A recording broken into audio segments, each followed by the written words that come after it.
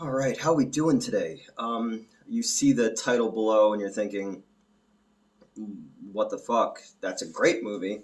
And yes, it is. And it is a what the fuck movie. Terminator 2 is one of the best blockbuster movies ever made. I remember seeing it in the theater, and the scene that stuck with me the most was Sarah Connor holding onto the fence, and like that fucked with me for a while.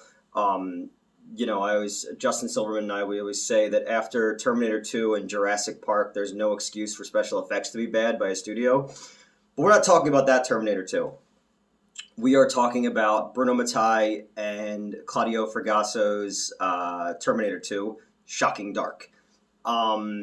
It was never released in America because they released it internationally as Terminator 2. This movie is just aliens until the last few minutes when it becomes Okay, I get it. Terminator 2. It's Terminator 2, you know. I have a little bit of a connection to this one. Greta, who is the star of, Demons is probably her most well-known movie, or Rats, Night of Terror, 2020 Texas Gladiator. I think she's in Murder Rock as well. She and I have been friends for quite a few years now, actually. And not like I'm, online. Like, no, we're friends, and she's been really, really good to me over the years and very helpful to me when I've been in down periods. And, so she's always been very supportive of me and all the things that I've been trying to do. Because my ultimate goal one day is to get her in a movie. I have a double chin, it looks like in this. So I'm just looking at it and I'm like, ew, what's up? Yeah, so I've always wanted to cast her in something, and she's great in this movie. My Rats is my favorite movie of hers because she has the most to do, and I think she's a really good actress. She's an American actress who found success in exploitation movies in Europe in the 1980s, and I think that's so cool. She plays kind of the Vasquez character in this because, like I said, this movie is just aliens. It starts with a opening of Venice has been completely polluted and it's a no-go zone, and the Tubular Company, I wonder if they make bells. No one who's ever done a review of this has said that before. They have a power plant there, and they're looking to clean up the mess that they made, they're looking to clean. Oh, spoiler! They're looking to clean up the area, and a group of civilians have gone missing, and workers have gone missing. So they send in a team of, mercenary soldier type space marines in Venice to go down and figure out what's going on down there, and they're led by Jaretta, and her first line of dialogue looking directly into the cameras. All right, pussies, I'm back and I'm kicking ass. Then she kind of goes around the room to all the different stereotype action stars and, makes fun of different ethnic groups and whatnot. It was Europe in the 1980s. It was fine. And I also, again, being Europe in the 1980s, it's kind of cool that they let a black woman be kind of this character because they don't have the best track record for that, you got your Ripley character, you've got your Hicks character and all that. The acting goes from either stilted to camp over the top nonsense. The entire thing is shot at this power plant that they have. And it kind of works. A lot of this movie reminds me of almost Ed Woodish to a degree with some of the acting, some of the beats that they take. They have Christopher Walken on drugs beats where there's long pauses between things. The characters are all wearing what looks like they would be Saturday morning cartoon bad guys. They've got these yellow outfits on that look like they were made for cartoons. You've got again the Ed Wood quality, or when you're a little kid and you're playing and you print a stick as a sword. I understand what it looked like to the director, but in his mind, but what you actually get is not that, and it's fun too. It's so cheesy and so bad. But Bruno Mattai and Claudio Fragasso. Fragasso obviously is known as the writer of and director of Troll 2. Go watch Best Worst Movie if you're interested more in the background of Troll 2 or if you've seen it before. Um, in 1999, my old production partner and I were at the AFM in LA, and it didn't go as I had planned. We had a couple meetings. I didn't do very well at the meetings. I was very kind of tight about like going in and pitching and then kind of being told that my stuff wasn't good enough. So I wasn't having like the best time until we started drinking and then just started loosening up and being ourselves a little bit. And I kind of also got a little, the person that we were with who was paying for everything. I was kind of playing up that I was in his league because, again, like I said in the Swamp Zombies episode, and like I've said before, I try very hard to kind of be something I'm not a lot of times, a lot of fake it till you make it. And I learned my lesson. But we were at the AFM and I saw Claudio Fragasso sitting eating his breakfast, and I wanted to go talk to him so bad, but I got nervous and I didn't want to bother him and stuff like that, but I knew it was him. And it's just like, it's the same thing with Goretta. Like, these are people who, if you know, you know, kind of thing. And I was so excited to see, like, oh my God, like that person right there,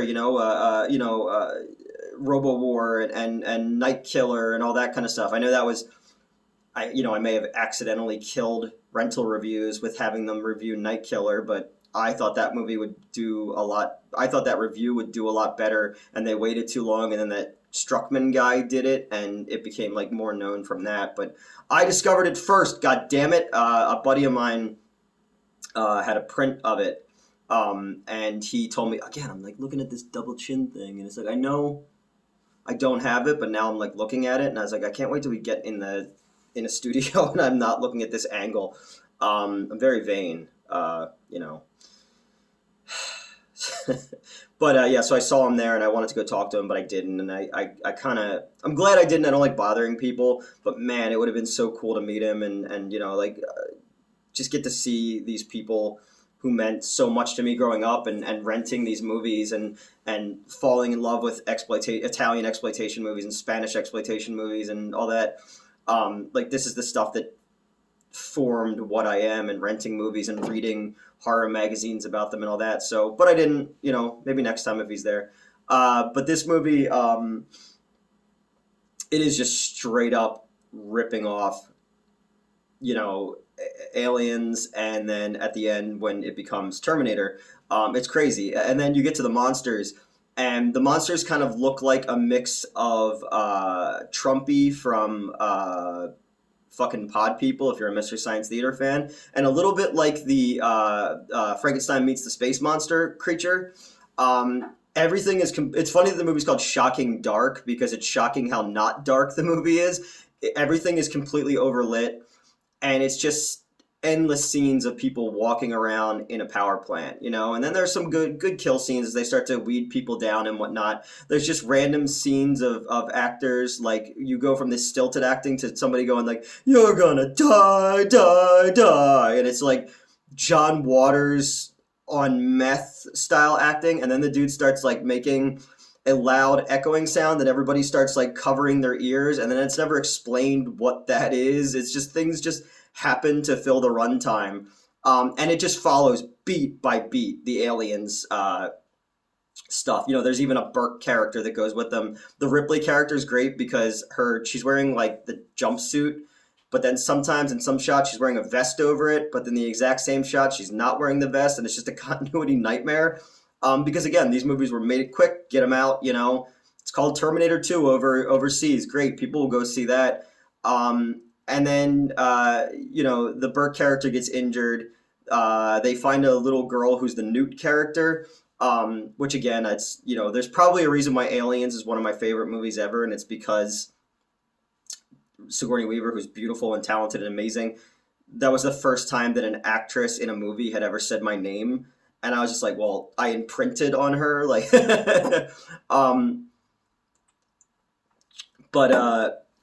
yeah, so it's they find a Newt character, and she knows the lay of the land a little bit, and but she's the girl's like 16 and it's weird, and then she just like, oh, the dubbing is really Sarah just over and over again. And the creatures just come out of nowhere and people just die and things just happen. And then you just cut back to the room for the people watching the progress of all this with their stilted acting. And I'm not selling this thing, but if you love trash, if you love Troll 2, if you love Hell of the Living Dead is a Bruno Mattai movie that I love. I want to talk about eventually. This is just fun garbage. And then we find out that the Burke character is a cyborg and he's a Terminator. And then they're on the run from the Terminator. And then they find the not Ripley and not Newt find a pod, which is a time machine that the Tubular Company basically has like a video where they tell about how they polluted everything and then they can't let anybody get out, so they're going to go back in time. So not Newt and not Ripley go back in time to Venice 1989, where, oh yeah, there also just so happened to be a second pod that maybe also had the dastardly plan in it, but I guess, well, no, he already knew because he was part of the plan. He's there to stop them if they got out. Again, things just happen, They have like a control box, and then they throw the control box at the guy, and then the electricity kills him. But he's a robot. Why would the electricity kill him? Well, also, I guess he's susceptible to steam and a fire extinguisher as well. So he's a very poorly constructed cyborg. And now not Newt and not Sarah or not Newt and not Newt and not Ripley are now in 1989 Venice, and they have a chance to stop the Tubular Company from ever coming to power and polluting Venice. And that is shocking dark, and it's shocking how bad it is, but also how fantastic it is.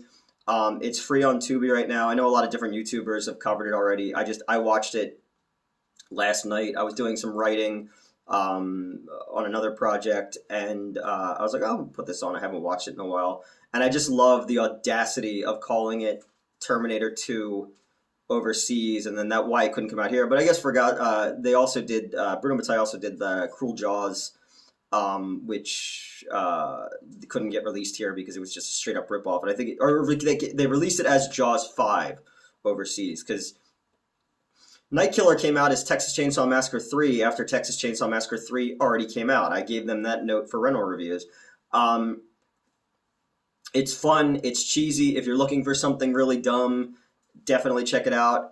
Again, anything that Jaretta is in, I will watch 100 times over. I love it. I want to do Rats eventually because that's a fun movie with one of the best endings of any movie ever. But yeah, no, that was it. I just want to do a quick review because this movie was kind of in my head, and I know that I went through it pretty quickly. But it's like, again, things just happen, and it's a perfect blend of what the fuck.